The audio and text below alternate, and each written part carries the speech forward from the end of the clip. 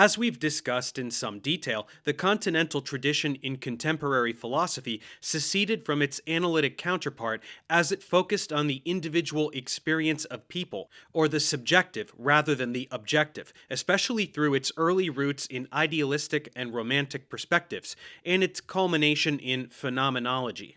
The Frankfurt School established Continentalism as one of the main perspectives for cultural analysis in philosophy, as it joined the study of personal experience with political and socio-economic topics through critical theory. In this tutorial, we'll take a look at existentialism and the Cold War developments in continental philosophy after the aforementioned school's prominence. As phenomenology established itself and the Frankfurt School grew in the continental tradition, so did the focus on the individual within a context which led to their own development. From this specific aspect, especially inspired by Kierkegaard and even Nietzsche, Jean-Paul Sartre established the existentialist school, focusing on the problem of human existence, although others had already veered into similar research and theories prior. Sartre was attracted to philosophy through reading Bergson and was fascinated by his writing on Descartes, which bared important weight on his theory of the self. Sartre led his existential questioning of the self to an atheistic conclusion in his main work, Being and Nothingness, a clear jab on Heidegger, which renders meaningless Descartes' support of the goodness of the Christian God for the existence of truth. He supports his existentialism on the human situation. Similarly to Descartes' process of questioning and Hegelian dialectics, instead of acquiescing to a divine benevolence, he points out that the self can only exist by identifying its relationship with what is not itself, the world and others, and thus existence precedes essence, for only through others do we realize ourselves. We are always fully aware of our condition and the limits of our freedom given our interactions and connections with other people. Therefore, responding to theistic and communist criticism, questioning our own existence would lead to a humanist life, as we would accept others as subject to the same pains we are, and thus individual freedom. But this is not easy, as the human situation is one of constant strife and conflict, resulting in his famous saying, "Hell is other people." Nevertheless, recognizing one's context within these relations would lead to a humanist perspective so as not to worsen it for everyone. After Sartre, many were retroactively called existentialists, such as Heidegger, who disliked the association, and Jaspers, who disliked Heidegger. Others, such as his wife Simone de Beauvoir, the writer Albert Camus, and Merleau-Ponty, embraced his theory and proceeded to develop it further. Beauvoir developed it also in the feminist sense, wherein to recognize no authority other than your own choices is a path for liberation from the role of second sex, the name of her major work on feminism, for women throughout time. Following the vein of Sartre's existentialism as not only an ontological but a political and social position, Beauvoir also invoked Marx and German philosopher Friedrich Engels to discuss the role of women in society. This secondary social position led to millennia of oppression, as women were viewed as the other, the antithesis of what it was to be a man, and thus deserving of a lower status. Even though praised in high positions as mythological ideals of purity and holiness, these were only established to subsume normal women as imperfect and always in search of the feminine. Thus, akin to Sartre's stance on essentialism, she affirms that no one is born a woman, but becomes one through cultural growth and social indoctrination.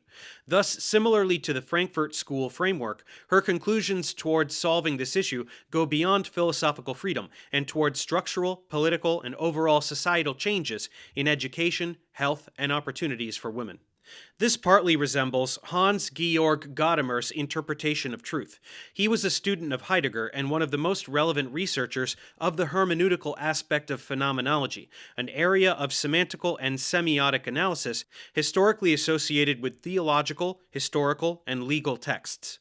Hermeneutics started being used in the roots of continental philosophy in the 19th century, toward a clearer understanding of the subjectiveness and meaning of discourse beyond its mere words. He heavily criticized the analytical theories of logical positivism, but also continental perspectives relying on relativism and subjectivism, as for him, truth relied on the understanding of being, akin to Heidegger's conception, which encompassed the whole of human experience, allowing for language and the sciences.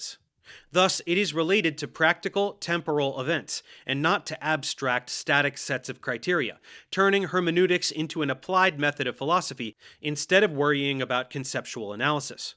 His student, Paul Ricoeur, turned this hermeneutical focus toward an anthropological analysis of one's own life, toward the better understanding of the self, which would lead to grasping the meaning of life. Gadamer's immediacy of meaning is extended to the present and historical context, but Ricoeur also valued all possible linguistic manifestations as important in hermeneutical analysis, thus connecting hermeneutics to phenomenology in a mutually informing relationship. Both of these authors, as their perspectives suggest, intertwine ethical and political themes with epistemological ones and identity as a whole. To understand one's own identity is a practical endeavor of understanding one's context toward a proper ethical life. Michel Foucault was one of the most famous continental philosophers, versing on the relationship between culture, politics, and ethics. He aimed to study the relationships of power and knowledge through what he called an archaeological perspective, or by researching history, law, and institutions, and how they deal with and influence the power dynamics of society, a method not unlike Ricoeur's anthropological hermeneutics and phenomenology. However, he later shifted his research to a genealogy to better represent the accidental, non-necessary way that historical events take place. For him, power is nowadays intrinsically connected to knowledge, in contrast with oppressive, violent methods of previous models of government, and it became an instrument to control how other people lacking the same amount of information act by actively managing different aspects of their lives that influence their overall health, or biopower, from Greek bios, or life, the power to influence lives. From governments ruling on policies that may impact life directly or indirectly, to mental health institutions and prisons controlling their subjects. Biopower manifests itself as the ruling of an oligarchy of experts. However, it is not a centralized or organized power, but rather a repressive structure arising from the current societal dynamics of knowledge.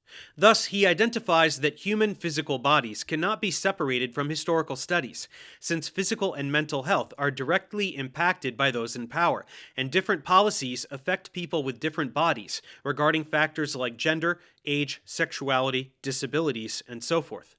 These power dynamics are also reflected in individual homes, communities, workspaces, and other minor social environments.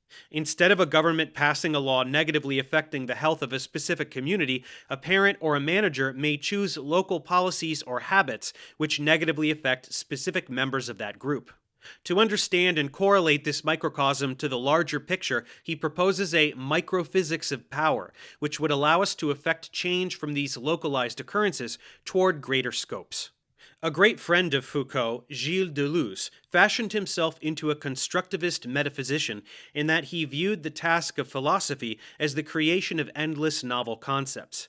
A critic of Heidegger, he was a thorough researcher of authors and areas outside of traditional continental philosophy toward an empirical understanding of a novel metaphysics which would dialogue with other sciences, from biology and physics to anthropology and even esotericism. Along with psychologist Felix Guattari, his thought developed into the study of identity through difference, amplifying his research into political and ethical contexts. Given his empirical inclinations, they developed a naturalized, completely materialistic perspective towards synthetic analysis of society inspired by Marx, the psychoanalyst Lacan, and others, attempting to understand the historical and geopolitical contexts and forces molding our knowledge and identities. Jacques Derrida, though also distancing himself from traditional continental authors, toward a study of identity embraced much of Heidegger's perspective of destructive retrieve, or negatively dismantling a concept or theory while aiming for positively retrieving its worthwhile aspects to develop a concept which became more famous than himself: deconstruction. Originally conceived for literary and philosophical purposes only, deconstruction would be a process for identifying the superficial binaries which the history of metaphysics forces onto us with a predisposed hierarchy, and then understanding their contexts and formulations in between both extremes, akin to a semiologic analysis. For example, essence and appearance is a duality where the first item has historical precedence over the latter. Through deconstruction, we can analyze how this relationship emerged by first inverting the importance of appearance to see what arguments could be used to prioritize it above the concept of essence, as in the theories of empirical philosophy or even analytic ones. In a second moment, we can trace how essence was prioritized from a Platonic tradition in philosophy and how it was maintained and cultivated by the Western world to provide us with an overall understanding of the relationships of power in society, given this perspective in religion, for example. After this process, one would be able to identify several interpretations which lie amid both concepts toward a richer metaphysical vocabulary, in contrast to the foundational, ultimate metaphysical structures of ancient dualist metaphysicians. Of course, there's much more to Continental philosophy than the outlines and authors briefly described in these tutorials, but hopefully this provides a foundation for us to better understand the other side of the Continental analytic divide in philosophy, and realize how many of the current issues were dealt with or came to be. We will mention a few more authors and contemporary problems in Continental philosophy in a later tutorial, but for now, let's shift gears back over to logic for some important insights. Thanks for watching. Subscribe to my channel for more tutorials. Support me on Patreon so I can keep making content. And as always, feel free to email me, ProfessorDaveExplains@gmail.com.